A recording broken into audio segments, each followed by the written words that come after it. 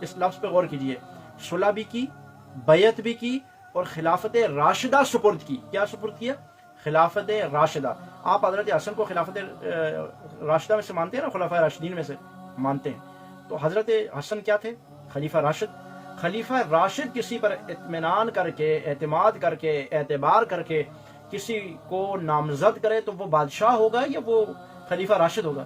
کیونکہ اس پہ خلیفہ راشد نے ہی اطمینان کیا، اعتماد کیا ہے۔ یقیناً اگر آپ حضرت حسن کو خلیفہ راشد جانتے ہیں تو حضرت حسن نے جس کو خلافت سپرد کی، جس پہ اعتماد کیا، جس کی بیعت کی، وہ بھی خلیفہ راشد ہوگا۔